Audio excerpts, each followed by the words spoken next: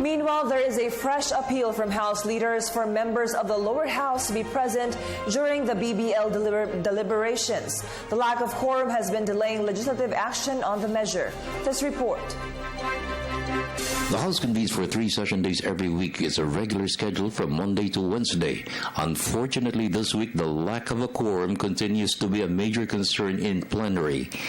With 9 session days for 3 weeks in December remaining in the calendar of the House to tackle priority measures, a few may be approved.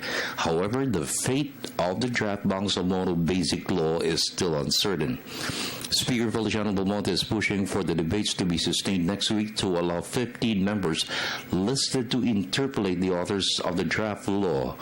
The chairman of the House Ad Hoc Committee on the Bangsamoro, Congressman Rufus Rodriguez, issued an urgent appeal to his peers to be present and eventually vote for or against the measure. I would like to emphasize, because we here in the Congress are very much in touch with what's going on and so forth. But I would like to state that the President, for instance, is still very bullish and pushing us on the BBL law, which he thinks is very important, particularly during these critical times when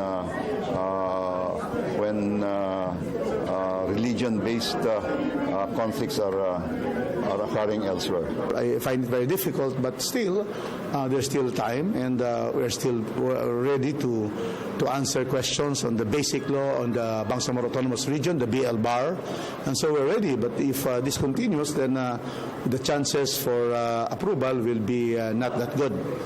The problem with BBL is that everyone's on election mode now. I think both the House and the Senate are just focusing on finishing the budget. Even in the Senate, you notice a marked decrease in the attendance of a lot of the senators who are running for higher office. And in the House, many legislators are going more often to their districts now.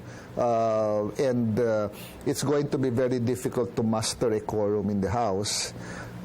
In the Senate, there's still a long list of interpellators. So the problem with BBL is there is a lack of material time. One of the key women leaders of the Center for Islam Democracy, Amina Rasul, said one major reason that delays the approval of the draft Bangsamoro Basic Law was the Mama Sapano incident. Before the incident, which resulted in 71 casualties to include 44 Special Action Force troopers of the PNP, the House was on schedule for the bill's approval in June of this year. The cry for justice by families of the staff troopers has affected the approval of the measure. It's really unfortunate that Mama Sapano happened because that is one incident that derailed the process. When we were monitoring the legislative mill in Congress in January, the bill should have already been passed by April, which was the original deadline. But after Mama Sapano, days after, sponsors of the bill withdrew their support, and everything went back to square one. A major issue raised by a number of House members was the constitutionality of several provisions of the draft law. The Rodriguez Committee deleted 27 provisions in the original draft law submitted by the Palace. This ensures all provisions are compliant with the Constitution. Rasul said the members of the Constitutional Commission that drafted the 1987 Constitution backed the constitutionality of the draft law. So with the members of the Senate in the 8th Congress that drafted the organic law which led to the creation of the Autonomous Region of Muslim Mindanao. We do have groups who have come forward to help support the passage of the law because they see this as a very positive step. to provide the autonomy, the genuine autonomy that's guaranteed under the Constitution.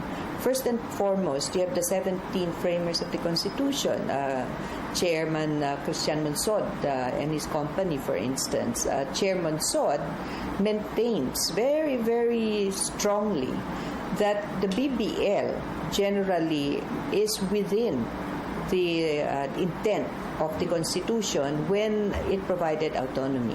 Marikina Congressman Federico Kimbo appealed to his colleagues to support the President's commitment to win the peace in Mindanao. Kimbo stressed it's a must to sustain the gains of the peace process, which has gained significant strides in promoting development in the core territories of the proposed Bangsamoro Autonomous Region. I think members of Congress should be responsible enough to show up and say whether they're against it or for it, meaning we cannot lose by default. It's a great irresponsible act on members of Congress if they don't show up, and I think it's a betrayal of the trust given to them by their electorate. So if they're not in favor, then let them say so and manifest. But if they're in favor, they should show up. But ultimately, I think it's an issue of responsibility, and I don't think it speaks highly of the House.